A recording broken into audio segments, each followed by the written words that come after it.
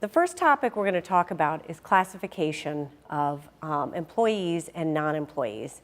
And it's very important that you begin this process at your pre-award stage when you're budgeting your award to ensure that you have the right classification of person in your award.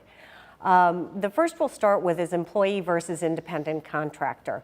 It's very important that this classification happens appropriately, because if you misclassify what should be an employee as an independent contractor, this can result in liability, including minimum wage and overtime violations, benefits coverage violations, which really is a big area that Department of Labor is focusing on to ensure that we are offering full benefits to everybody that would be due those benefits.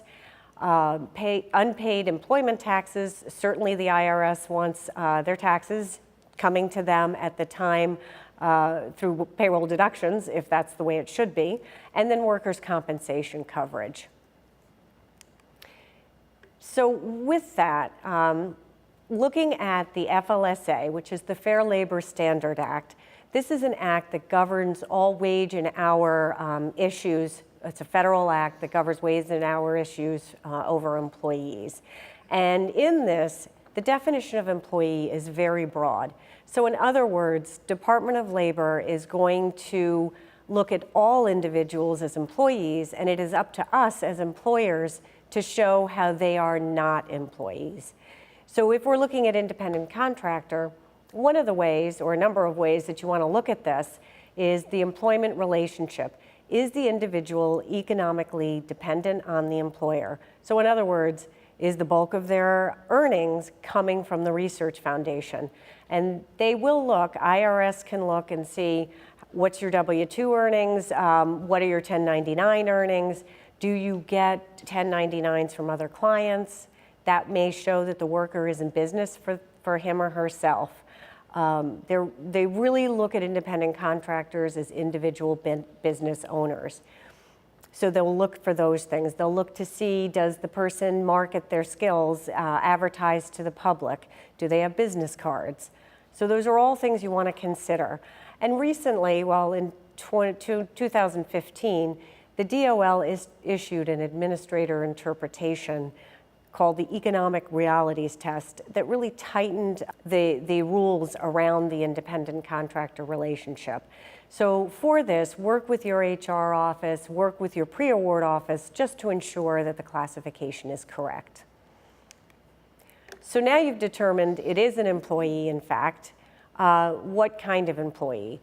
So most of our employees here at the Research Foundation, we consider regular employees, but there are other categories that an individual may fall into. One of them is student employees. Student employees is a category that's available to full-time SUNY students. They must be enrolled full-time. The work that the individual is doing must be related to the academic program. The work is part-time, and many campuses have limitations on the hours that students can work during the academic year. Some have limitations of 20, 25 hours during the academic year. At the Research Foundation, students can work 40 hours during the summertime months. And students generally do not get benefits. Undergrad students do not. Grad students are able to participate in the grad student health plan. There's other non-employee categories, which would be a fellowship recipient. Fellowships recipients get money that supports the academic study or fellow-initiated research, and this is really to recognize the recipient's promise as a research or teaching scholar. Fellowships are typically the individual will apply for a fellowship and be granted that fellowship, and then work with a faculty member at a campus. There is no service involved in a fellowship, and if there ever is any component that may require service, we would want that person being paid as an employee for that component. And again, working with HR in pre-award is a good way to go to make sure that you're in the right track with this. So determining now you've determined that your person is a regular employee. As mentioned under the Fair Labor Standard Act, there are two categories that they may fall in. One is exempt, and exempt really means exempt from overtime, and non-exempt, which means you're not exempt from overtime. So in order to classify an exempt employee, there are certain tests that an individual may need to meet.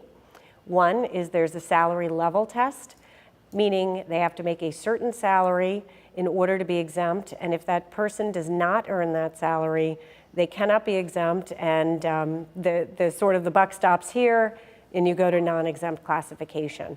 Currently, the salary is at $23,660. Starting December 1st, the salary level has been increased by the Department of Labor to $47,476. The next test is the salary basis test, and this means that the individual has to be paid on a salary basis, not an hourly basis. So we cannot pay an exempt employee hourly.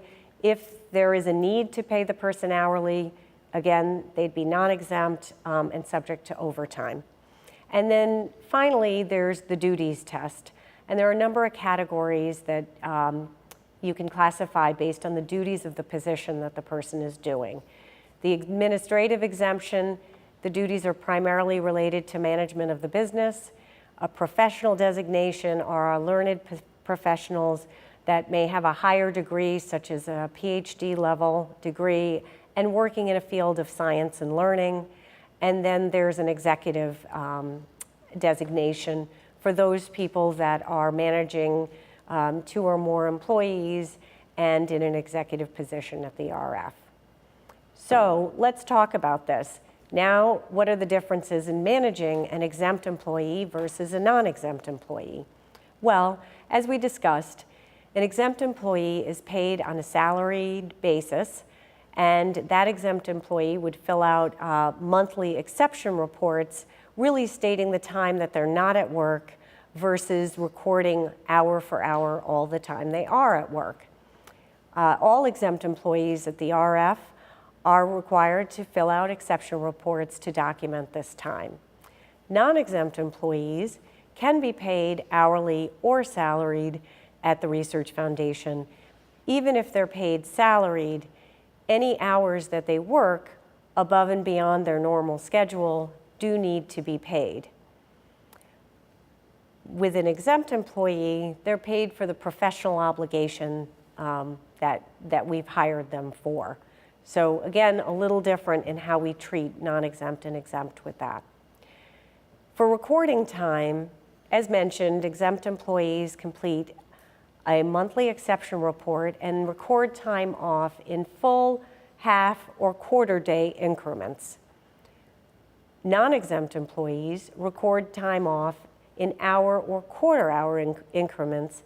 They are required to submit biweekly timesheets in which they're recording the time they begin work, the time leaving for lunch, the time returning from lunch, and the time leaving work, and any other periods in between where they may be on and off the clock, so to speak. And these detailed time reporting records are critical for us in making sure we're compliant with our wage and hour requirements. As I mentioned, exempt employees are not subject to overtime pay or minimum wage orders. So in other words, if an exempt employee works more hours than is around their standard work week, we are not obligated to pay for that time, though you may want to look at flexing some time during that work week or something like that for that individual. For non-exempt employees, if they're working more than 40 hours in a work week, we are required to pay overtime at time and a half for all of those hours. And keep in mind, we're also required to pay for any hours between 37 and a half and 40 at straight time pay, and then overtime after that. Exempt employees are eligible for a meal period. All employees under wage and hour laws are actually eligible for meal periods, but non-exempt employees are required to take a meal period and record this on the timesheet. This is very important in that there may be circumstances or times where a non-exempt employee works through, sits at their desk and is eating lunch, and then, well, calls are coming in. It's natural to pick those calls up, And before you know it, an individual is working through their lunch hour. And it's very important that we as supervisors ensure that our non-exempt employees take the appropriate meal periods and breaks, and to the extent possible, leave the workstation and actually have that break time. So with that, I believe we have a question that's coming in right now on this topic. A question came to me recently from a supervisor inquiring about an employee that occasionally works longer than her scheduled hours without approval to work overtime. The supervisor informed me that there are no funds within the project budget to pay for this, and she does not think she is required to pay for this time because there was no prior approval. What do you think of a situation like this? Oh, that's a great question, and I'm sure you've probably all encountered a similar experience as a supervisor. I know I have, where somebody may work additional hours and we haven't approved it. Regardless, under wage and hour laws, we need to pay for all time worked, whether that time is approved or not approved. And actually, not having budget is not a reason for not paying that overtime. Certainly the Department of Labor would not look at that as a reason. So in those circumstances, find the money, whether there's administrative dollars or some other bucket to get that money from if the project budget doesn't have it. Ensure that the employee, once that time is paid, ensure the employees clearly understand the requirements about working extra hours, your expectations for prior approvals, things like that. And then if there's a consistent problem, once you've really explained this and the individual understands it, but yet continues to work, either coming to work early, thinking that many times trying to do the right thing, you may need to, again, clearly explain that that's not okay as a non-exempt employee. And then if it continues, there are other ways through progressive discipline, which would be the extreme, but ways you'd have to manage that. But all those hours that the individual works do need to be paid and recorded on the timesheets. We've had situations where employees have been working outside their normally scheduled hours, and it's all good until it isn't anymore. And then there's some disgruntlement or some unhappiness, and now they want back pay. And we've had situations like that come up. So in order to avoid that, just make sure as time goes on that we're recording and paying those hours. Kate, I have an interesting scenario that I'd like to pass by you for your comments. What about the employee who is perhaps working through their lunch period as a non-exempt employee and asking you to be paid for that? How would you handle that? Mm-hmm. That's a great question too, and these are all challenging scenarios. But we do need to pay for the time. If somebody is working through their lunch, they are due pay for that. We want them to accurately record the time on the timesheet. So they're not going to record that meal period. There's not a whole lot we can do with that situation, in that if we're audited, it's going to show there was not a meal period given, and that would be a problem. But the bigger problem is if we violate wage and hour in not paying for the time people are working, or getting into kind of falsifying timesheets to make it look like it's worked. We wouldn't want employees coming back saying, I never took a lunch period, but I just recorded it on our timesheet. So with that scenario, again, it's a counseling with the employee and really working with them. And if there is workload issues or something that's preventing them from feeling like they can take the time, then that's something as supervisors we need to manage through to ensure that people can take that time and encourage and force that they do. Thank you. So that's an example of where you might want to have a light verbal, conversation with that employee to provide your expectations and what's good according to the law. Yep, absolutely. Absolutely. Thank you. So supervisors, now you've got the employee on board, we've classified them correctly, they're taking their lunch, they're working their hours. but now maybe they need some time off. So there is Family Medical Leave Act, which is protected unpaid job protection. In order to get this, an employee has to have 1 year of service and 1,250 hours of service in the past 12 months.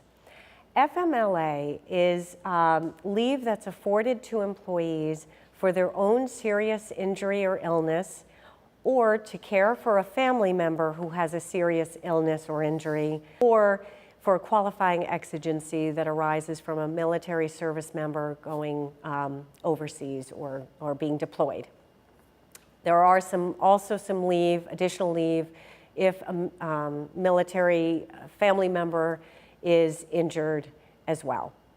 So with that, if you have an employee, I think as a supervisor, one of the main messages we want you to know is if an employee is out using sick time for 3 or more consecutive days, including their calendar days, so this does include weekends, that we want you to call HR and let people know, because you may not think it's a serious injury or illness or care of a family member. Lots of times we as supervisors don't know why necessarily the individual, they haven't given us the detail other than they're out ill or they're out caring for a family member.